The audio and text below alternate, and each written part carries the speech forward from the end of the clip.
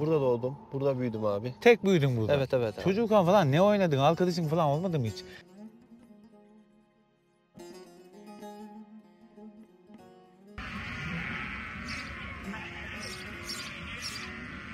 Yani neden bu köyü terk etmişler? Bu köyde su yok. Suyumuz yok.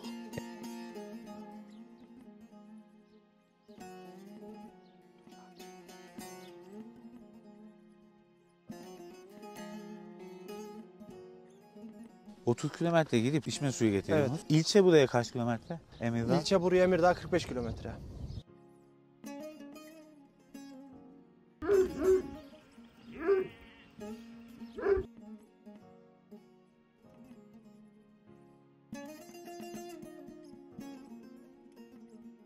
Böyle ara ara köyünü, evine ziyarete gelenler var mı? İlk seneye bir mutlaka oluyor.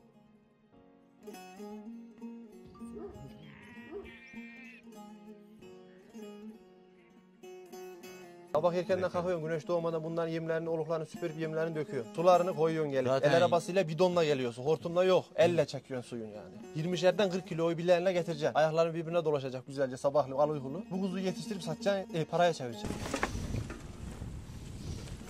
Ya buraya, bunu kim gazdı, emdi buraya da çıktı buradan. Nasıl çıktılar bu işi ya? En fazla 15-20 kovası vardır. Belki 1000 yıl öncesine ait kuyular. Yani burada bayağı kavimler yaşamış. Bizim kuzularımız direkt Nusret Bey'e gidiyor, restoranta. Etçi Nusret'e gidiyor. Babayla oğlu bu köye sahip çıkmışlar. Bu köyün yıkılmaması, yok olmaması için de elinden gelen her şeyi yapmışlar.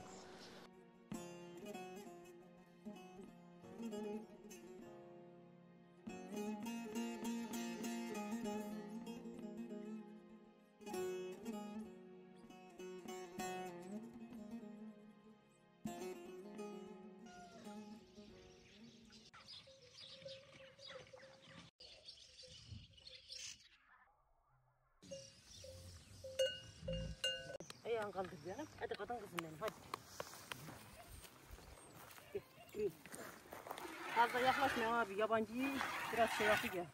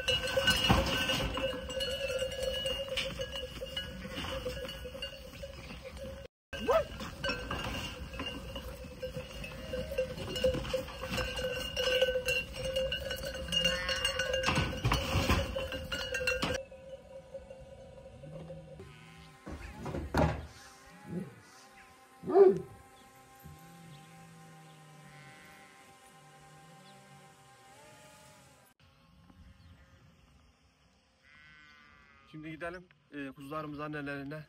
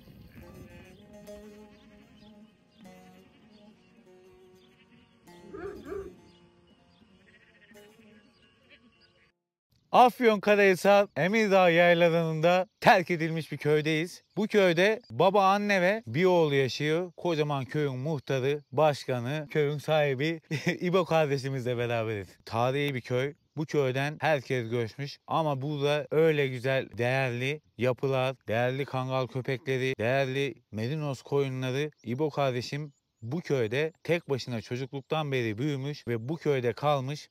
Ve tek kalanlar da ailesiyle bunlar beraber olmuşlar. Ama çoğu şeyin de üstesinden gelmişler. Düşünün, bir köy var. O köy sadece sizin köyünüz. İbo kardeşim merhabalar. Merhabalar abi. Hoş Seni geldiniz. tanıyalım. Adım İbrahim Gümüş. 98 doğumluyum. Burada doğdum. Burada büyüdüm abi. İbo sen Bu bir dağlarda evin bir yaşadık. oğlusun. Evet abi doğrudur. Bizden Tek- başka kimse yok. Tek büyüdün burada. Evet abi. Çocukken falan ne oynadın? Arkadaşın falan olmadı mı hiç?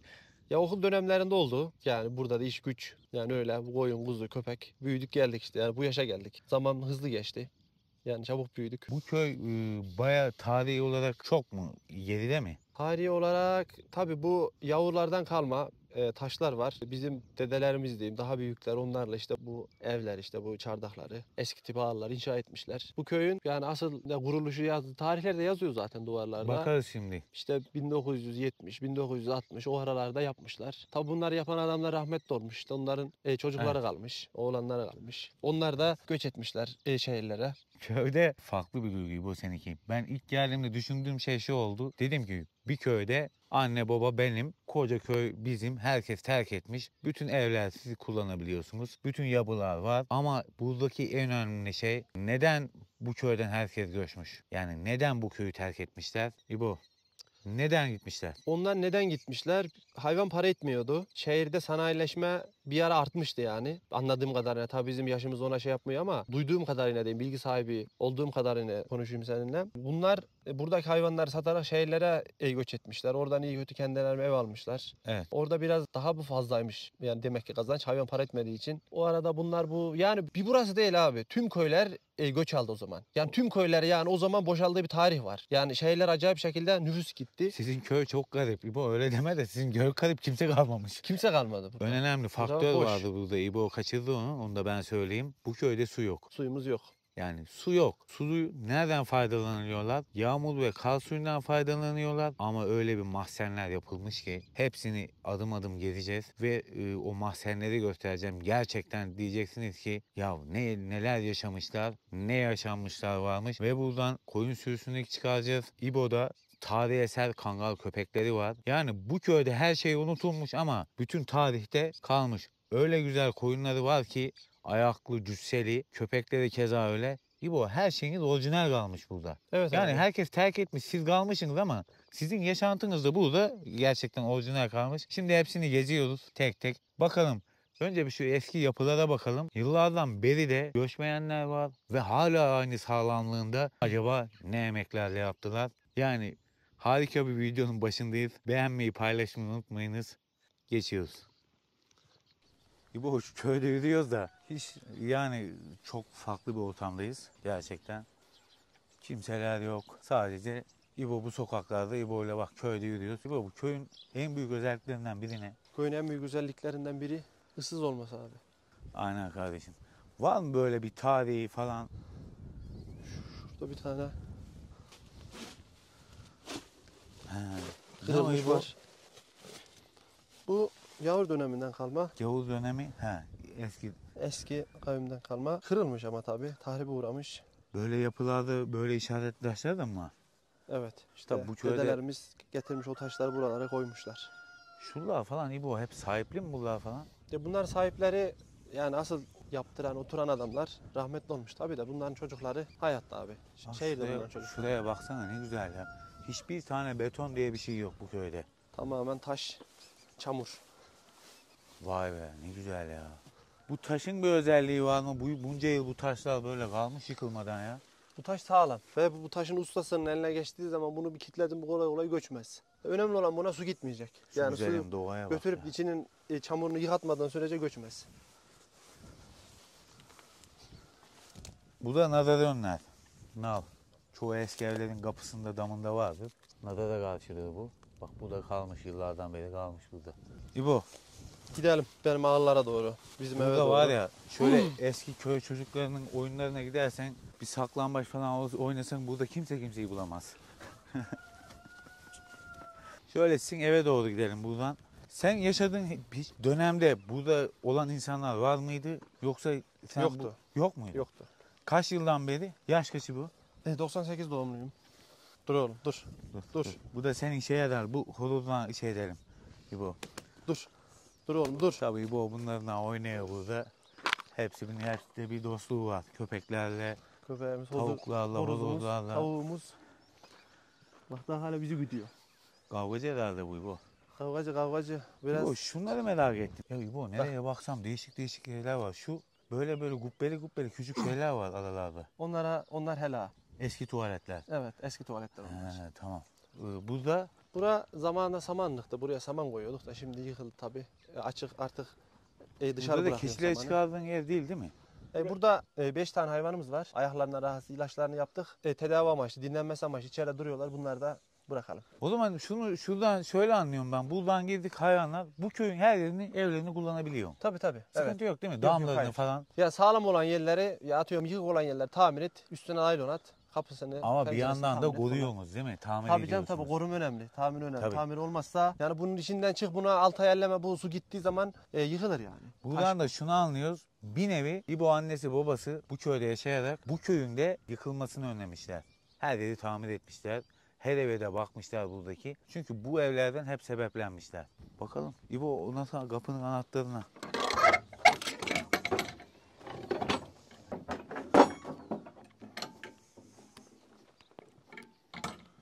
Çok iyi ya. Ha koçlar varmış burada. Bir tane koç, 4 tane koyun var. Ha sen İbo sürüdeki topal olan koyunları buraya veriyorsun. Evet ayaklarından rahatsız bunlar. Şöyle bir şey Sürüye söyleyelim. ayak uyduramıyor bunlar. Kışın sıcak, yazın buz gibi olur böyle damlar. Üstü kamıştan. İbo ya böyle yapılar acaba biz kaldı mı diyorduk ama Var abi. gerçekten Serinlik de nasıl ortam? buz gibi. İşte Buz gibi. yazın buz gibi, kışın sımsıcak. İnsanların da eskiden işte yaşaması en sağlıklı evler Evet. bu evler. Yazın serin, Tabii. kışın Taşların sıcak. arasından hafif eser. Nemi asiti barındırmaz böyle yerler. Zaten şu an dışarı çıkalım. Siz dışarıdan buradan buraya kadar görebiliyorsunuz duvarı. Bu geri kalan duvar toprağın içinde. Gömülü. Burası. Tabii. Ha.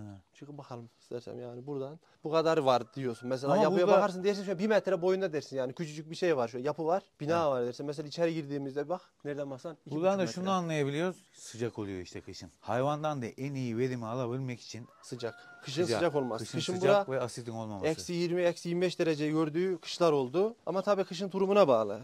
Mesela bakarsın 5 derece oluyor, 10 derece, 12 derece Ha bak, görüyor. şuradan anlayabiliriz işte. Ha. Evet. Videoda görünüyor. Bak 1 metrelik duvar anca var.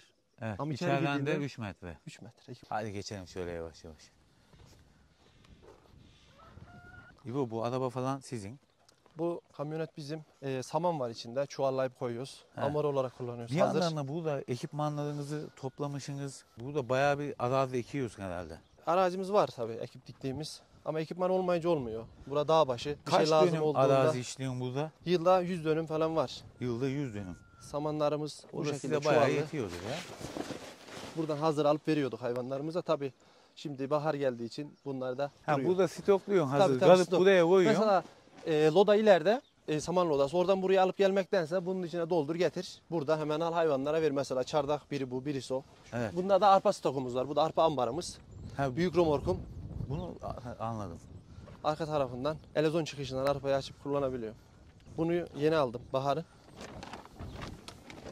Ha, Bu tamam. şekilde arpayı buradan şey Hayvanların yapabiliyoruz. kışlık ihtiyacını buradan karşılıyorsun. Tabii Burada tabii evet abi. stokluyorsun. Bunu bittiği zaman dolduruyor. Ambarlara koymuyorum. Koyduğum zaman nem rutubet oluyor eski bina olduğu için. Evet. En iyisi bu. Sağlıklı. Üstüne bir laylon çek. Hem kolay. Bunu arabayı orta noktaya durdurdum. Buradan aç. Doldur tenekeleri. Hayvanların önüne dök götür.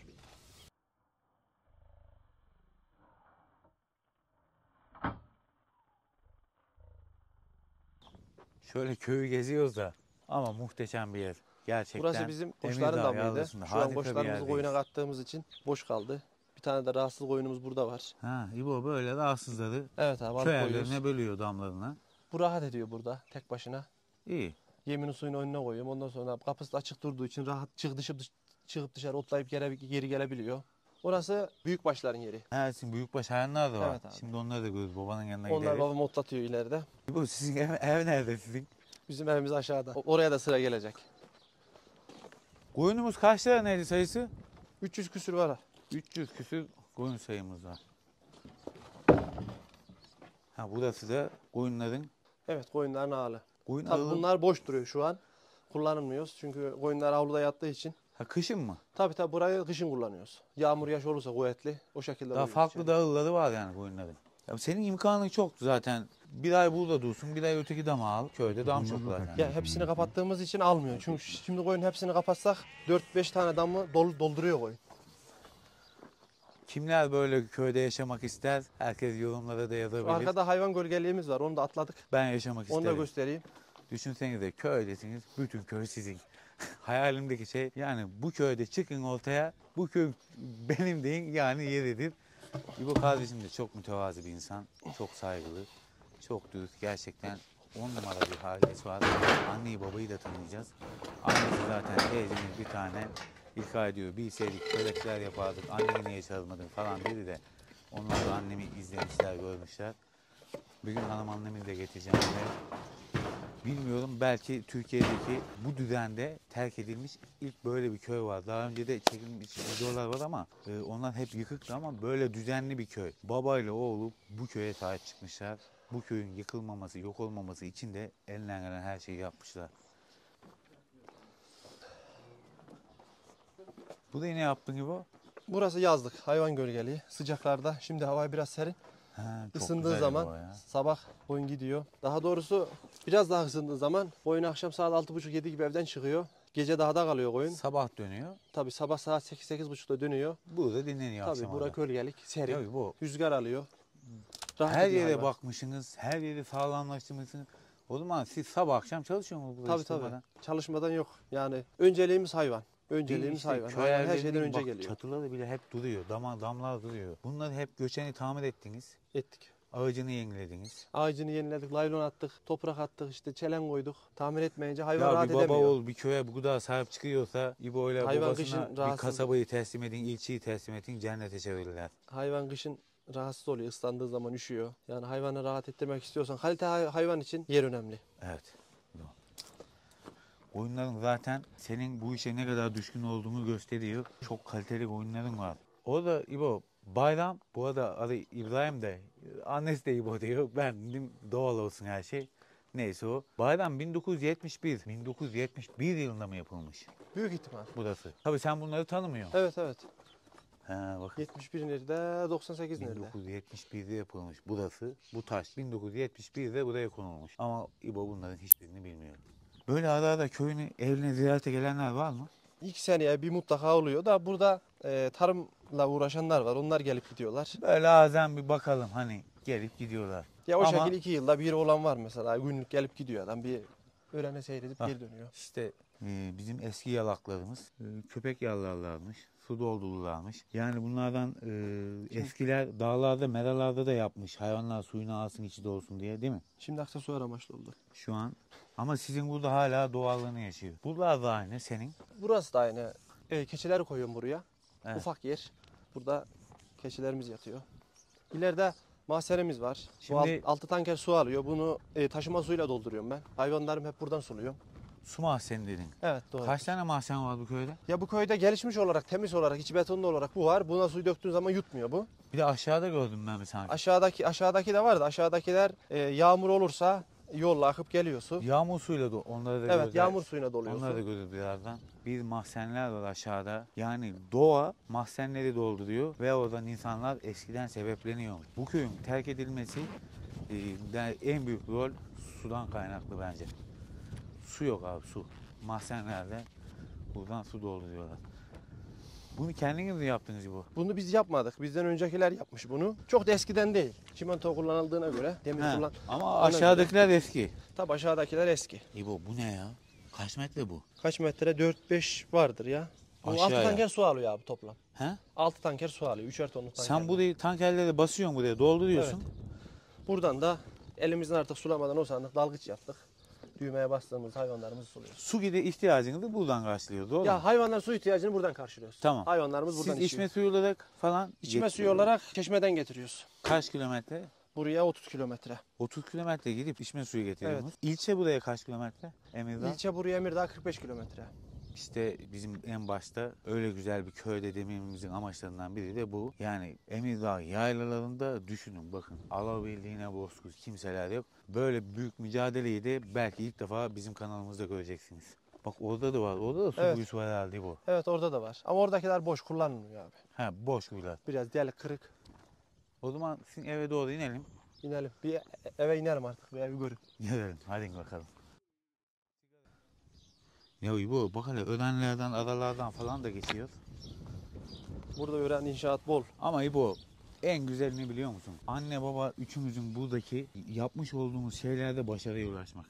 Arabalarınızı almışsınız, motorlarınızı almışsınız, ekipmanlarınızı almışsınız. Tarım yani ekipmanı önemli bu abi. işte bu önemli. Olmayınca işte. olmuyor Sen onlar. burada yaşayıp da bir şey yapmamış olman, bir de yaşayıp Burada da bir da şeylere Allah'ımız sahip var. olman var. Eve inmeden önce bir de bunlara bakalım. Burası Burası kuzularımızın kaldığı yer. Akşam kuzularımızı ayırıyoruz. İbo orada koyun bir çıkardık. Bir tane koyun bir yerde vardı. Onu Burada bir besimiz kuzudan var da gördük. burası boş şu an. Şöyle. İbo burası? Burası sabah kuzuları koyunların içine saldık ya. Ha, bıraktığımız yer.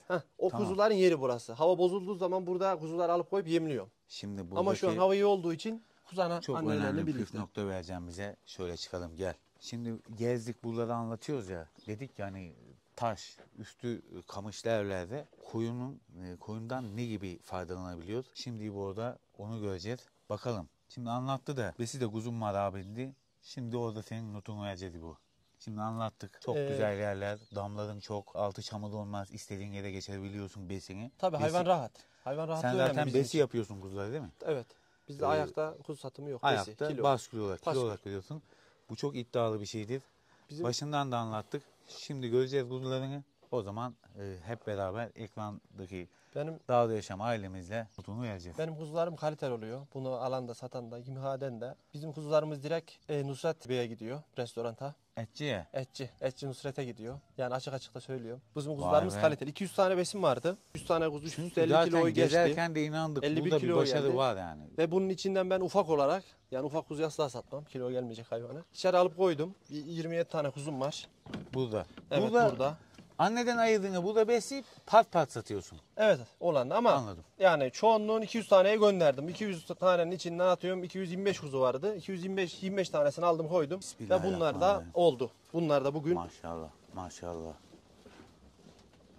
Nusret'in kuzuları, bunları Nusret Bey güzelce işler. Oradaki yiyenler Nusret'teki acaba burada Bilmiyor büyüdüğünü işte. biliyor Onu mu? ben de diyorum acaba bu kuzu nerede yetişti? Nasıl Yani bu duruma geldi diye Köyde merak tek eden başına büyüyüp yaşayan İbo'nun kuzuları. tüketicimiz var mı? Yani gerçekten çok merak ediyorum. Acaba diyor mu ki bu kuzu nerede yetişti? Kim üretti bu kuzuyu da buraya? Restoranta geldi de bize yemek nasip oldu diye üreticimiz var mı? O öyle olmuyor bu. Yok Orada da mı abi? yiyen, karnı doyuran iyiymiş diye bakıp gidiyor Hiç baba. düşünen yok değil mi abi? Öyle yok İbo. Yemek kolay ama bunu üretmek bir zor. Bir En zor. kolay Bir daha zor. tüketmektir hayatta. O yüzden ne diyoruz her Bak, zaman üretelim. Sabah erkenden üretelim. kalkıyorsun, güneş doğmadan bunların yemlerini, oluklarını süpürüp yemlerini döküyorsun. Sularını koyuyorsun gelip. Zaten- El arabasıyla bidonla geliyorsun. Hortumda yok. Elle çekiyorsun suyunu yani. 20'şerden 40 kiloyu bileğine getireceksin. Ayakların birbirine dolaşacak güzelce sabahlı al uykulu. Bu kuzuyu yetiştirip satacaksın, paraya çevireceksin. Şehirdeki insanlar güzelce şeyle şu çatalla yiyecek üstünü tuzlayıp. İbo şöyle bir kuzuyu getirelim de ortalama bir 40 üzeri kuzular. Bu kuzu 48 net var. Ben İbo'yu buradan İstanbul'a Nusret'e götüren, orada bir kilo kuzu getiren de aklı başına bir gelsin. Maşallah maşallah.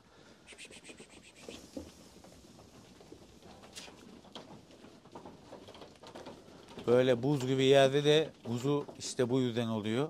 Yeri rahat, yeri serin abi. Önemli olan bu hayvanda yer. Bu hayvanın yeri iyi olmayıp sıcağın Merinos'ta altında, soğuğun, yağmurun altında kaldığı zaman hiçbir şeye yaramaz. Bu hayvan hiçbir şey alıp satmaz. İstersen bu olukları yurt dışından gelen yemle doldur ağzına kadar. Bu hayvan soğukta yatsın, altı ıslak olsun, hiçbir şey alıp satmaz. Daha Sen gittikçe neyle zarar besliyorsun eder. bunları?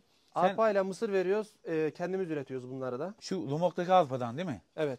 Senin kuzunun lezzeti nereden geliyor? İşte bu damda yaşadığından, Ve- o Lumok'taki alfadan. Ve bunlar dışarı çıkmadı yani. Bunlar araziyi görmedi. Bunlar analarından doğum yaptı. Doğum yaptığından beri kapalı ortamda. Şimdi araziye giden kuzularımız daha lezzetli olacak. Çünkü onlar bu dağda kekik, yonca yani dağdaki otla besleniyor. Yani Ama onun tadı başka olur. Verdiğin şey de doğal alfa mısır veriyorsun Ya bir bu yandan. da organik tabii yani. Kendim ürettiğim benim arpa mısırımla. O yüzden bu Bakıyorum. kiloyu alıyorsun maşallah. Şöyle bakalım 40-45 kiloya yakın bu Yani- kuzular. Kaç aylık bunlar? Bunlar kaldı tamam hadi bunlara neyse. Bunlara bir şey diyemeyiz ama öbür sattığım kuzular 200 Bunlar tane gönderdiğim zaten kuzu. niye ürküyor üst- dersiniz. Etten ürküyor. Bir de İbo'dan başka kimseyi görmemişler. Evet bizden başka ilgilenen yok. O Üst yüzden üste 51 kilo insan geldi gördüm. 200 tane kuzu. Kaç kilo? Üst üste 51 kilo geldi 200 tane 200 kuzu. tane verdin. Verdim git 9'lar yani. Gidelde çok oldu. Şubat ayında satmıştım ben onları. Şubat'ta sattın. Tabii. Şimdi sürüde kaç kuzu gördük? 110. 110 sürüde var. Normalde 350-400 kuzu almışsın. Kaç 300 koyunla. Evet. Verim önemli. Çok iyi ya. Mesela adamın 300 tane koyunu var ağla varsa 150 tane kuzu yok. Şimdi bu. Yarıya Önemli olan kırmış malı. adam diyor ki 100 tane koyunum var.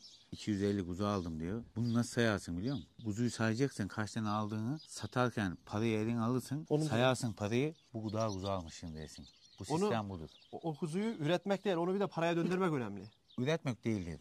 Paraya döndürdüm kuzunun sayısını sayacaksın. Evet. Anladın mı? Evet evet. Yani anladım. ister 500 kuzu al. 500 kuzu alıp adam 200 kuzu satıyor. 300'ü nerede? Öldü, yok oldu, gitti, bitti. Olay o değil. Satarken bunu- kuzu sayılır. Kamyona bindirmek. Parayı sayarken sayacaksın, koyacaksın. He ben 200 tane kuzu almışım, satmışım ama çok iyi üretim yapmışım. İbo çok seviyor bu işleri. Çok da ilgileniyor. İlaç deposu var. Koyunlarına öyle bakıyor, kuzularına öyle bakıyor ki. Vallahi helal olsun diyorum. Herkese maşallah desin. Başarı budur ya. Hani Üretmeden, çalışmadan hayat sürdürülemez.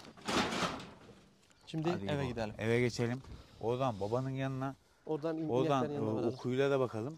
Oradan da koyunun yanına geçelim. Şu köpekleri çok methetti. İbo ile bir test yapacağız. Abi benim köpekler havada kaçanı tutar diyor. Yerdekini affetmez dedin. Bunun testini yapacağız İbo. Güvenebiliyor musun kendine? Güveniyorum abi ben. Tamam İbo. Benim köpeklerimden yana sorun yok. Bendeki güvencin aynısı var İbo'da da. Neden? Çünkü onlarla iç içe yaşadığı için her gün onlarla beraber. Çünkü bir hayvanla her gün beraber köyde yaşayan insanlar hayvanın ne yapacağını bilirler. Zaten kurt macerası falan çoktu senin burada ya İbo. Evet evet benim elimde yetişen kapımda büyüyen hayvandan kesinlikle gitmeyeni yoktur. Bizim elimizde faydasız mal yetişmez. Aynı bizim hayatımız gibi yine. Aynı hayatı yaşıyoruz belki.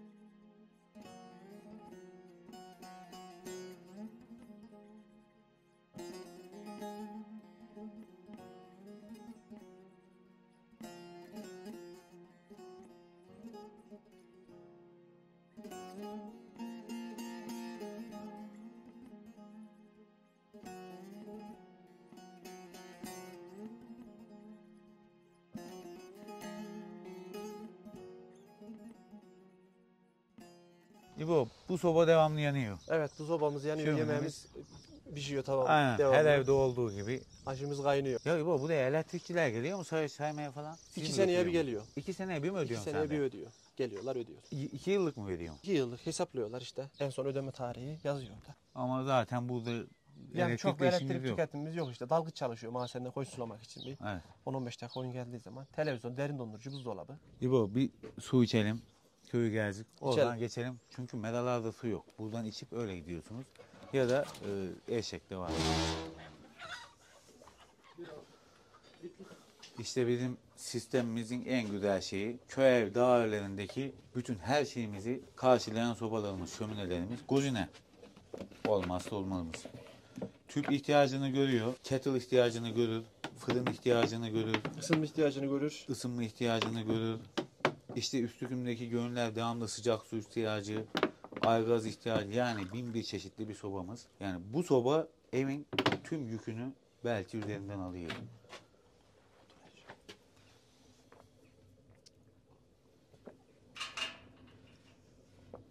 Bu ne tatlı su ya. Karabağ suyu abi bu. Ha, çay çıkıyor mu? Evet çıkıyor. No, sert, o zaman tatlı su. Ya bu yukarıdan yayladan gelen su. Bu su He, çok sağlıklı bir su. o yüzden. Sertlerin su şeyi çıkmaz da çayı. Yumuşak su. Tamam, yeter benim. Aa, süper. Yani diyecekler ki İlkay, suyun tadı da mı farklı? Tabii sert su ve yumuşak su vardır. Sert su dağın zirvesinden inen, taşlardan inen sudur. Onun çayı çıkmaz. Ama böyle daha ovasal yerlerde de tatlı sular olur. O da farklıdır. Çoğu su da zaten böbrek taşlarına iyi gelen sular falan da vardı, işte o sert sular. Bunda böbrek taşına iyi gelmiyor bu da. Bak bak teyzem ne yapıyor ki bak. Çorba yapıyor. Bak sobada pişen yemek öve öve pişer. Yavaş yavaş pişer. En lezzetli yemekler o yüzden sobada pişer. Diğer sütlerimizin de bakalım. İbo bu ne? Horoz eti. Horoz eti mi? Evet. İbo bize horoz kesmiş. İbo zaten burada anladığım kadarıyla bütün et ihtiyacı, tüketimimizi zaten buradan karşılıyoruz değil mi? Evet evet. Dışa bağımlı olmadan. Dışa bağımlılığımız var da o kadar değil. Yani çok nadir. Nadir evet. Ama işte teyzem de orada tavukları yemiyor. Bir de teyzeme bakalım. Aileyi bir tanıtalım.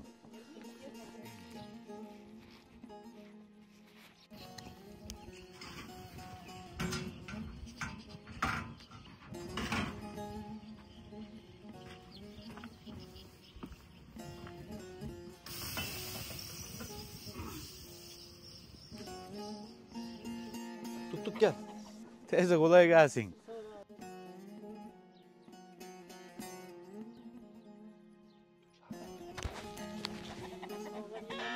Sizin tavuklar şuralarda gidiyor. Yukarılardaydı. Gördüm ben teyze. Mahalleye dağılıyor onlar. Öbürler gelmiyor, bunlar da yemiyorlar. Teyze şey mi? Yumurtaları bunu bulamazsınız ya. Böyle yukarılarda eski şeyleri Otların falan içine de yumurtlar. yumurtluyorlar, evet. Odada da yumurtlarlar. Ben bile Ecicikleri'de bizim dağda yumurta arıyoruz. Burada da bayağı meşakkatli olur. Evet. Otların içine yumurtluyorlar. Gidip yerlerine yumurtlamıyorlar. Teyze biz köyü gezdik, köyümüzü. Çok güzel bir köyümüz var. İbo her yerini tanıttı oğlum. Vallahi şöyle gördüm, mutlu bir aile. Allah mutluluğumuzu daha çok versin. Güzel işler yapmışsınız ve başarmışsınız. En güzeli de doğal yaşamak burada. Evet. Mutlusunuz teyzem. Mutluyuz. Ne güzel. Allah'a şükür sağlığımız saatimiz yerinde abi. O. Her zaman ne diyoruz? Aileden birlik doğar. Her zaman biz de diyoruz. Şükür bakalım bugünkü günümüze. Ya kimse kimseyi terk etmesin. Şehirlere göçüp ailesinden uzaklaşmasın. Dünyanın ölümlü olduğunu bilelim. Önemli Aynen. olan o. Benim amcam da aşağıda inek gidiyor herhalde. Hı hı. Suluyadır, malzeme getirmişti şimdi şu an. İyi teyzem. Teyze sen kaç yıldır bu köydesin sizde? Sen burada İbo bilmiyorum ben değil de burada yaşayanları hiç biliyor musunuz? Doğduğumuzdan beri buradayız. Gitti gideli onları pek tanımıyor. Yani küçüklüğümüzden az buçuk hatırlıyorum buradan taşınanları. He, az buçuk. Evet. Herkes Biz bir buraya gün- taşındığımızda burası terk edilmiş bir yerdi yani. Kimse kalmamıştı. He. Evet. Zaten şu İbo dedi aşağı köyden gelmişsiniz herhalde de. Aynen evet. Şimdi teyze vallahi ne bileyim şimdi her şey sorulabilir. Öyle bir Anadolu'da, Bozkır'da gerçekten çok ilginç ama harika bir şey. Biz gezdik, dolaştık hep beraber teyze. Temiz havası, evet. Temiz, mis gibi huzur. İnsanların aradığı huzur. Ama buradaki büyük mücadele de su. Aynen, suyumuz yok. Tankerlerine getirerek taşımalı kullanıyor. İşte bu mücadeleyi Geldiğimizde burada başladıydık su çekmeye, yine aynı devam ediyor. Ama yani. geldiğinizde tanker var mıydı ki Vardı, orada evet. motor falan? Hı hı. Vardı da abi. Vardı traktörümüz. Ufaklar vardı. He, Sonradan küçük büyük motorlar. Küçükler var, tabii sonradan traktörümüz. Büyüttük yani geliştirdik. O zamanlar daha zormuştur ya. O zamanlar tek tankerle gidiyordu. Şimdi 2 tankerle gitti olduk Hayvanımız geliyor azdı o büyük zaman traktörle. yani. Bu kadar çok değildi. Mecburiyetten bir de hani su şeyi falan var ama bu kuyulardan da çekiyorsunuz. Kuyulardan fazla yağış olduğu zaman çekiyek. Şimdi şu an yağış olmadığı için kuyularda su yok. Ya hiç Fazla hiç kar olmuyor yağarsa onu oluyor. söyleyeyim yani. Şu 3 yıldır beri damla düşmüyor. kurak. Ya Yani şu her hele yer öyle ya. 3 yıldır fazla yok yani. Şimdi su kuyularını da geleceğiz. Gerçekten bir eski su kuyuları var. Süper ya o su kuyuları. Nasıl yapmışlar, eskiler yapmışlar. Büyük emekler karşılıyor. Teyze var mı böyle bir anın burada ya, şöyle ne bileyim. Vallahi şimdi anım ben yok bile abi. şok oldum. Köyden girdim. Bu Ne dedim diyeyim ki abi, şimdi yok. bu dedim çocukken ne Aklıma oynadın gelen sen de burada yok dedim. yani. Tabii. Varsa da normal yani hayat hatırlamıyorum çünkü. şu an, evet. O zaman Gel- teyze biz gittiğimiz için. teşekkür ederiz senden. Sağ ol kardeş. Vallahi biz de böyle, ben fazla dışarı çıkmıyoruz ama böyle aileleri görünce de gidip çekip insanları da tanıtıyoruz. Anadolu insanının yaşam tarzı, kültürünü ve Anadolu insanının kadının ne kadar güçlü olduğunu, ne kadar başarılı olduğunu, dirayetli olduğunu gösterebiliyorsak Güçlü da ve başarılı olmasak biz burada durmazdık yani. ne mutlu. Bu hayvancılığı Ama yapmazdık. çok güzel şeyler başarmışsınız. Zor bir meslek yani. Kuzuları gördük. İbo'nun yaptığı şeyler, hele ki hele Nusret Ete bile buradan kuzular gidiyor. Et üretmek. Evet. Et üretmek. Yani Nusret'e buradan kuzular buradan gidiyormuş. Vallahi helal olsun. Hani buradan derken bir kısmı. Yani İbo'nun kuzuları da oraya gidiyor. Ya bizimki devede kulak kalır ama bizim kuzuyu da oraya gidiyor benim ürettiğimde. Vay be. Acayip de Nusret'in reklamını yaptık burada İbo. Olsun ya. İnşallah Ne diyeyim yani görürüz, o biraz adamda. uğraşırız size. Teyzem, Canı sağ olsun. emeğine sağlık. Yine görüşeceğiz. Biz Yine bir amcanın bekleriz abi, boyunun yanına gelmenizi. gideceğiz. Yine Hadi geleceğiz. bakalım Bir gidelim gelelim. Hadi İbo. Şu en çok merak ettiğimiz şeye bir bakalım. Kuyular. Şu yapılmış, eskilerin yaptığı kuyulara bakalım. Oradan su ihtiyacını karşılıyormuş. Oradan da geçelim yavaş yavaş. Tamam. Koyuna geçelim. Gidelim. Çünkü İbo'nun koyun sürüsü dillere destan. Öyle güzel koyun sürüsü var ki. Koyun sürüsünde yıllardan beri şey yaptın değil mi? Koyun Öyle sürüsü damızlık, babamın dedesinden kalma. Ne? Babamın dedesinden gelen bir ata mesleği bize bu. Şu da hala o yıllardan beri var mı? Tabi Ha. babamın dedesinden gelen bir ata mesleği de tabi ben bunu değiştirdim. Yani Merinos kalktın, melez dedin. Karacabey mernosu getirdim, koçlar getirdim.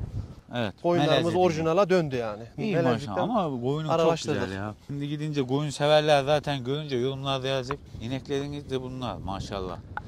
İbo her şeyin çok güzel. Dikkatli bakıyorsun herhalde. Hayvanların da eti. Zaten Bizde zayıf hayvan yok.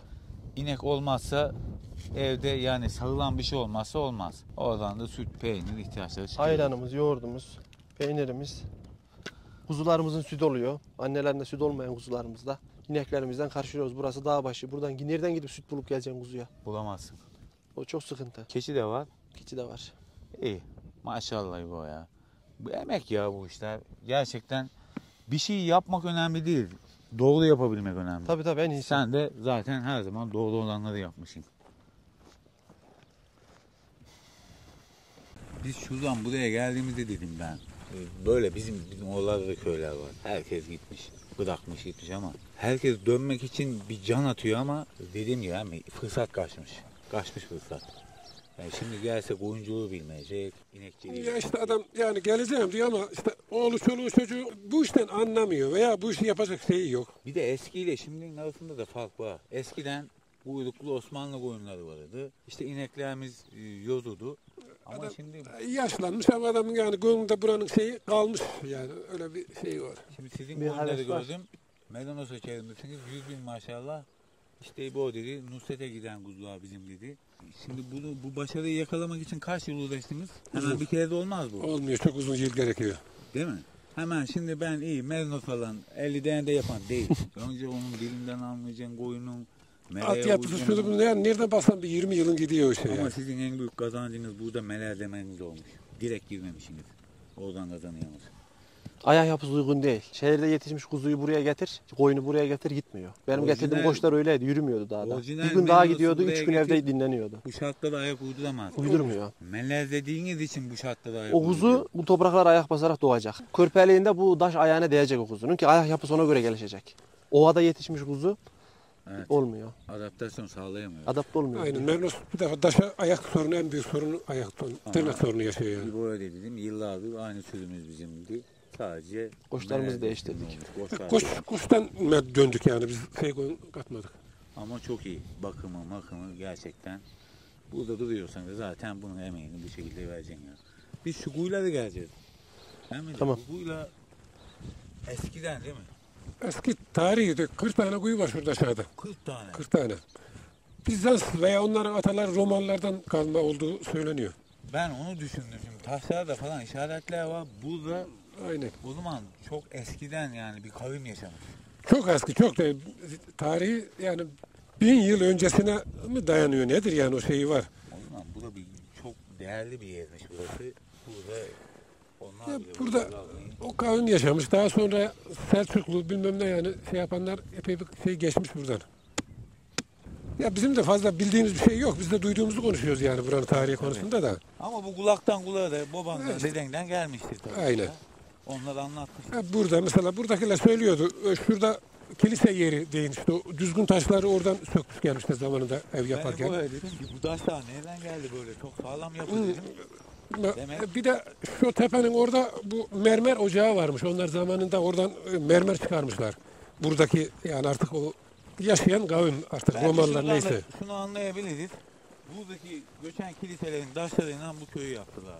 Belki öyle de olabilir. Bir kısmını da mesela Karapınar köyünün camisine vermişler sütunlarını. Direklerini. O Vay şey be. Direkleri camiye gitmiş. Oraya götür. oradaymış. Oradaki sütunlar şeyden gitme. Bir yarımdamdan Direkt ayakları, oradaki kilise direkler. şeyleri. Ama ocakta o şeydeki ocaktan mermer ocağına sökülmüş gitmiş. Orada tarihi bir ocak var çalışılmış. O ocakta da haç işareti falan var. Mermer ocağı. Bir kısmı zamanında artık yağışın çok olması mı neyse mesela şu kuyu falan kendinden dolmaymış. Çok derin bir kuyu burası. 14-15 metre derinliği var. Altından geliyormuş 15 su. metre. Altından geliyormuş ama şimdi gelmiyor. Şu orada bir kuyu var o da çok zayıf bir geliri var. Öbürleri açık geniş kar suyuna, kardan doluyormuş. Bu kuyular birbirine bağlantılı kuyular var içinde. Alttan. Suyunu çekme özelliği bütün şeylerde oluyor kuyuların birbirlerine. Ben ilk defa görüyorum Afyon'da böyle bir şey. Zaten belki herkes de ilk defa görüyordu.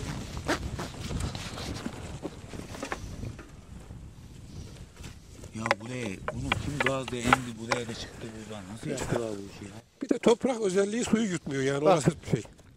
1,5 metre yapı var bak. Ondan sonrası tamamen toprak. Ha. Toprak ama suyu yutmuyor işte. Nasıl Şurada bir bitiyor şeyse. yapı bak.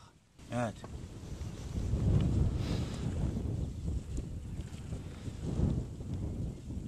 Demek alttan su vuruyor hem yukarıya. Geliyormuş zamanında. Zamanında öyleymiş yani görünüş ama Zamanında- şimdi olmuyor artık.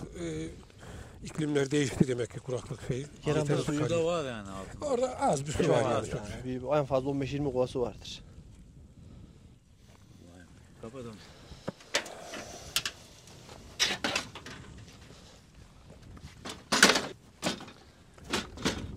Ya bu alışkanlığa bağlı olan bir şey ya biz yani fazla bir şey hissetmiyoruz desem doğru olur işin açığı. Ama bir şey gördük köyde ya bey amca. Köyü de hani yıkılmaya terk etmemişsiniz. Böyle dedim. Çoğu damları hep korumuşsunuz, düzeltmişsiniz. Ya kullandığımız yerleri ayakta tutmaya çalışıyoruz. Yani zamanında 16 taneymiş burası. Evet. Ya, Bu da bir başarı ya. Başkası olsa bana ne yıkılsın başkasının yeri derdi ama siz öyle düşünmemişsiniz. Belki kullanıyoruz diye yapmış muhtemelen. şeyler. Aynen. İbo ne var? Niye vuruyorsun? Yılan var mı diye vuruyorum. Yılan bol. Hı hı. Vuruyor mu burada? Olmaz olur mu? Yılan gördüm. İneklerin yanına gitmiştim. Yılan var. Ot ha, varmış. yılan Ayağımla bir şey dibine zaman. basmışım. Fos diye bir açıldı. Arka taraf ayaklarımın üstünden geçti. Kendini açınca. Bayağı bir korktum, zıpladım, kaçtım. Bu kuyu zamanında gelirliymiş. Bunu tamir etmek için adam getirmişler. Tabii göçmeye yüz tutmuş. Evet. Sonra ustalar tamir edememiş. Bu başımıza göçer diye bırakıp gitmişler. Derken bu da tamamen göçmüş. Bunun da yeri böylelikle kalmış. Bu böyle sıralı gidiyor mu bu kuyular? Bunlar son. Bunlar da gelirliymiş büyük ihtimal O zamanında. 40 tane bunlar değil o zaman. Yok. Bunlar değil. O 40 tane yan yana mı hepsi? Yani var ya dip dibe yan yana 5 metre 10 metre arayla var. Onların ağızları açık. Şu yolun doğallığına bak ya. Yavur mezarlığı burası. Eskilerin mezarlığı. Tabii canım. Yavuz'un. Tabii canım yavur mezarlığı. Yavur değil de Kıblesi Kudüs'e bakıyor. kıblesi biraz Kudüs. bu Kudüs'e bakanlar da var. Yok, Yok. yani şu gördüğün taşlar hep mezar taşları. Valla belki kimsenin görmediği şey bunlar. Hani bize falan size normal geliyor ama bu yollar falan yıllardan beri aynı kalmış ya. Evet. Ama burada yıllardan beri hep dikkatini çekiyordur bunlar ya. He, Bu şunlar kuyular da. buradan Evet. Tamam. dipten sıralı böyle dolanıp geliyor. Vay kuşlara bak. Vay be kuyulara bak ya.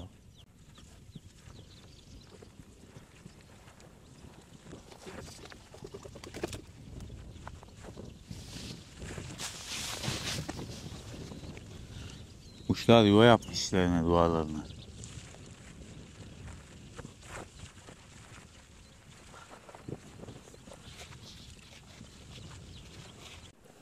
Şu sarı çiçeğin olduğu yere girmişti.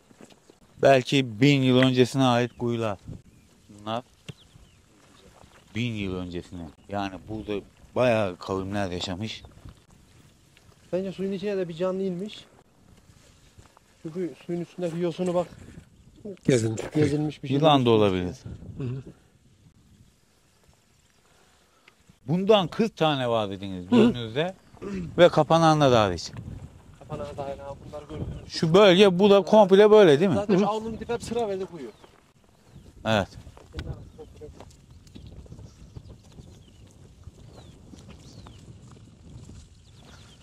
Burada Allah korusun inek minek bir şey bu.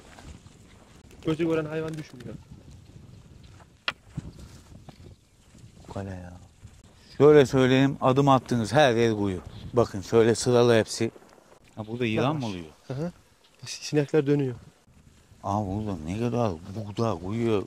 Yıllar çalışmıştır bu insanlar ya. Traktörün lastiği başını basınca açıldı. Doldurulmuş. Çökmüş işi de. Böyle bir sürpriz kuyu çıktı. Daha burada vardır, çoktur. Bilinmeyen kuyular da var. Ya adam üstünü kapatmış taşla. Üstünü toprağa atınca göremiyor. Nasıl kazdılar, toprağın altından ölmeye geri çıkmışlar. Yani büyük bir yaşantı olduğu belli zaten ya buradan.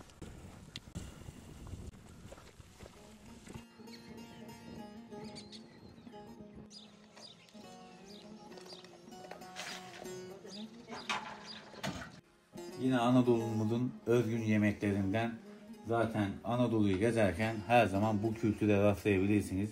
Teyzemizin de eline sağlık, Allah razı olsun. Şehriye çorbasından, horozundan, pilavından, tatlısını da yapmış. Eline emeğine sağlık teyzem benim, Allah razı olsun. Afiyet olsun. Hadi buyurun.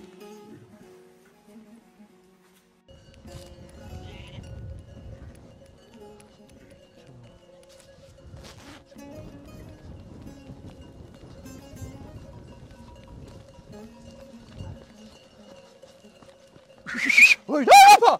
Hüseyin! Hey baba! Hey!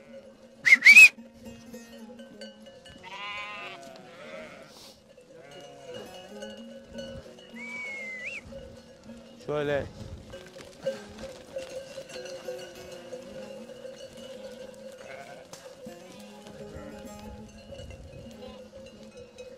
İbo şuraya bastırsana boynu. Bu yana gelin indirelim. Bu yana gelin. Hey! Şşş! Hey!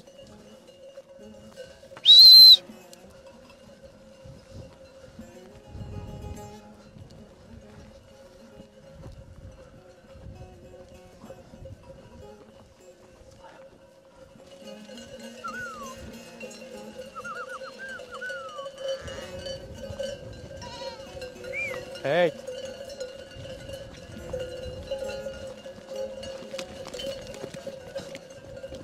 Hay maşallah İbo. Bir yarım saat, bir saattir koş kovalıyoruz. Ya 100 bin maşallah bu. 150 falan var herhalde. Kilosu. Et üstünde abi etli. Ama kaç yıllık demiştin sen koyun sürüsünü? Yani bir dededen kalma koyun sürüsünü bu koçlarla melezlemişler. Bunlar benim kendi ürettiklerim. Dışarıdan aldıklarım değil. He. Bunlar benim kendimden üreyenler. Şöyle söyleyeyim, böyle ayaklı koyun da görmedim. Maşallah bakımlı koyun da görmedim. 100 bin maşallah İbo kardeşimin koyunları, efsane koyunları var. Zaten verimleri de bayağı bu yüzden yüksek. Vallahi İbo bu da tutabilirsen tut da hiç sanmıyorum. Dur oğlum dur. Maşallah ya. Gerçekten Kuyruğu emeğinin, falan hiç kesme falan değil. Tamamen orijinal. işinin hakkını verenlerden. Vallahi yapmışsın kardeşim. Hani burada terk edilmiş bir köye sahip çıkıp bu üretimleri de yapmışsın ya, helal olsun. Sal eve doğru gidelim. Hadi oğlum boş. Gerçekten de iyi ki buraya gelmişim. İyi ki de burayı görmüşüm. Her şeyin orijinal, köpeklerin orijinal, koyunların böyle tam orijinal bakımlı. Aileniz, siz Hiç değer kaybolmamış burada. Olduğu gibi bütün değerler duruyor burada. Keçiler de kara keçi herhalde. Evet abi, Honamlı. Honanlı. Tekem var 3 tane. Ama koyunun maşallah bu. Gerçekten hani biz gezdiğimizden görüyoruz ama koyunun çok iyi. Koyunlarımız. Bunlar da süt verimi nasıl? Süt verimi güzel de bizde adam yok. Onu sadece. He. Kuzular emiyor. Et üzerine gidiyoruz. Tabii bizde et ağırlıklı. Bizde kilo. İyi maşallah. Ama iyi bu yılda kuzunu almışsın, emeğini almışsın. Ya biz kuzumuzu sattık. Bu kalanlar da koyunun içine koyuyorduk. Bunlar da yayılır, büyür. Adam olur, ot kuruyan. Medallarınız çok güzel, çok büyük. Medalların Burada ucu bucağı yok. Mera burada aşırı derecede bol. Yani bu 350'ye yakın koyun bile bu meralarda kayboluyor öyle düşünün. Ama burada meranın da yiğitliği var. Hakkını verene hakkını vereceksin ama İboğil burada kalmakla da yani bir nevi iyi yapmışsınız. Yani bu değerler elinde o yüzden kalmış. Yoksa sen de şehirlere göçüp gitseydin bunların hiçbiri kalmazdı. Şöyle İbo kardeşimizin, teyzemizin aslanları. İbo kardeşim kaç yaşında bunlar? 9 yaşına değerdiler. 9 yaşındalar ama gerçekten demiştim ya her şey burada doğal kalmış. Kangallar da burada doğal kalmış. Harika muhteşem köpekleri var. Aşırı kurtçular. Zaten burada İbo ile beraber aileyle büyüdükleri için köpekler de aynı bizim aile gibi herkes birbirine uyum sağlamış. Köpeklerin muhteşemi bu. Sürümüzü bunlar koruyor. Teyzem Canımız, vallahi sürümüz, billahi köpekleriniz gerçekten çok iyi köpekleriniz var. İyi ki bunları da korumuşsunuz.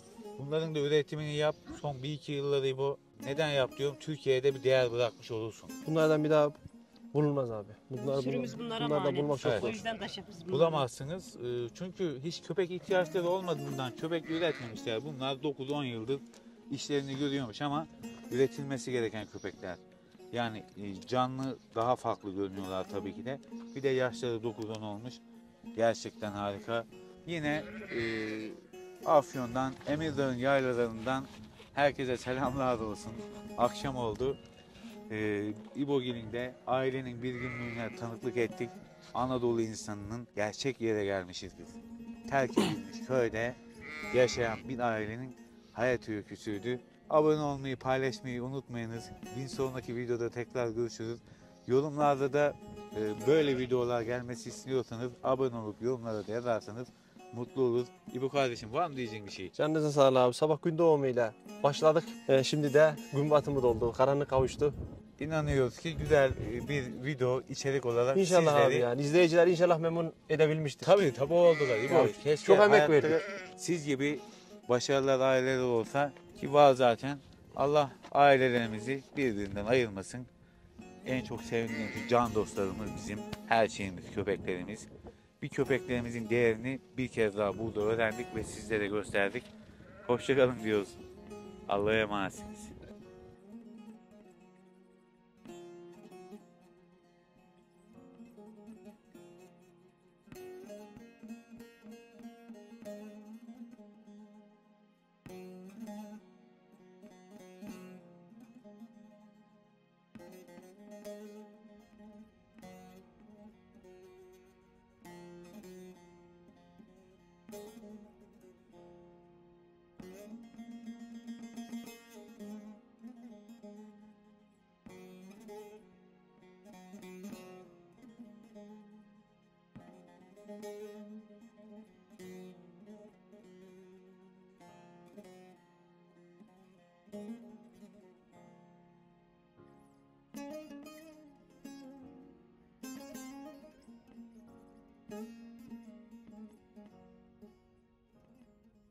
Dağda Yaşam ailemize selamlar. Her çarşamba olduğu gibi haftada bir gün Dağda Yaşam sucuklarımızı üretiyoruz. Kendi üretimlerimiz et sucukları güvenerek de yiyebilirsiniz. Bizim çocuklarımız bile biz bile bunu çiğ yiyoruz.